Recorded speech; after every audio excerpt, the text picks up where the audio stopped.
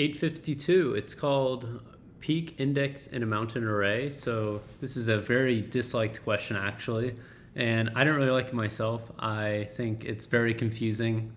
There's a lot of different parameters, and I actually had to look up my own video to actually understand what it was even asking of us. So yeah, this is a question where we're given a array, and they talk about this mountain where you have an array that's at least greater than or equal to 3, so you know it's at least size 3. And essentially, you know that the way it's going to go is it's going to be increasing up to a certain peak. So this is the peak value. And then after that peak, it'll be decreasing. So it could be like 0, 1, 2, 3, 4, 5, and then back down. Right? So it might not actually be like this. Like you have some numbers swapped. It might be faster increasing on one side and doesn't increase as fast on the other. But essentially, there's a peak, and it's increasing up to that peak, and then it decreases after that. So that's why you see 0, 1, 0. It increases up to 2, then decreases, and then or it increases up to 10, and then decreases. Okay, so we want to actually find the peak, and we're just returning the index of that peak in this array.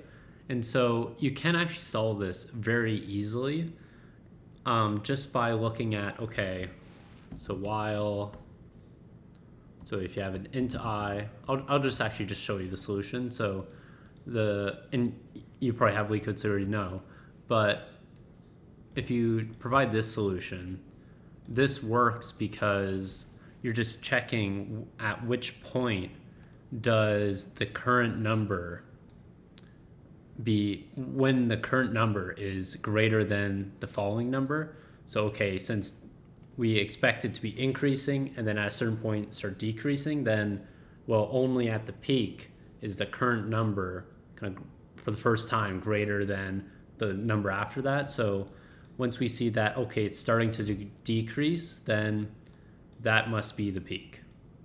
So very simple answer. And although it's O of n time, and that sounds good, it's actually, because it's such a simple question, that's actually poor performance since, you know, it's such a simple answer, and you can actually do better than that. So it's kind of the worst way you can really solve. Well, there's always a worse way, but it's not a good answer for this, and you could expect that someone else interviewing for the job that you're trying to get, or someone else solving this question, could provide a better answer than you. So we would like to do better than that, and that's why you'll see in the solution, they talk about this binary search method, which is very popular, and so that you can kind of get this log n time, and so that's much better than O of n time. So why don't we go ahead and implement that? So what we're going to have is a high and a low. So the low integer or index in our array will be set to 0 initially.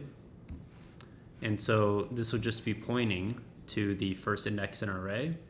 And then we'll want a high, which will be equal to the length of our array minus 1.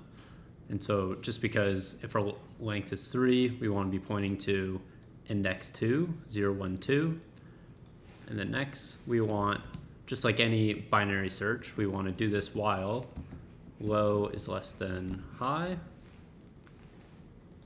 And so before you maybe do this problem, it would be good to actually practice binary search and learn how to write the algorithm for binary search before we try to solve a problem using binary search.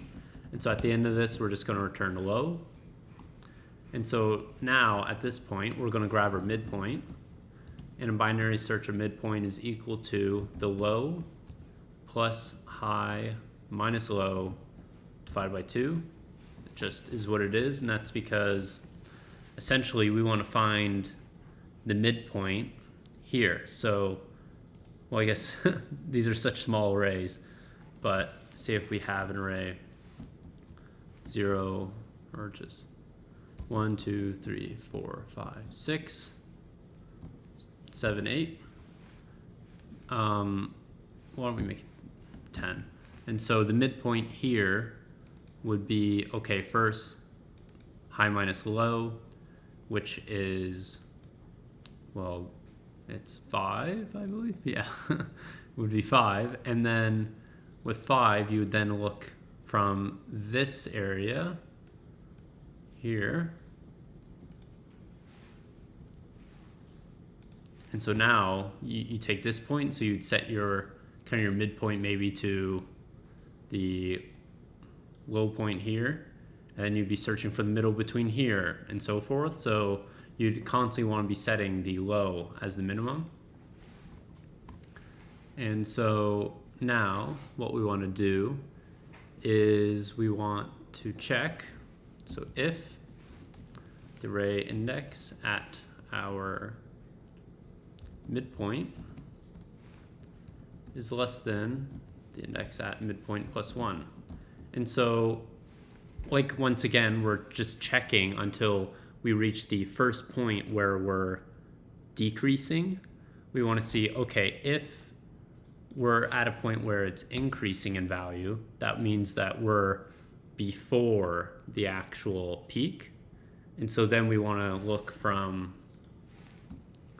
low point is equal to the midpoint plus 1.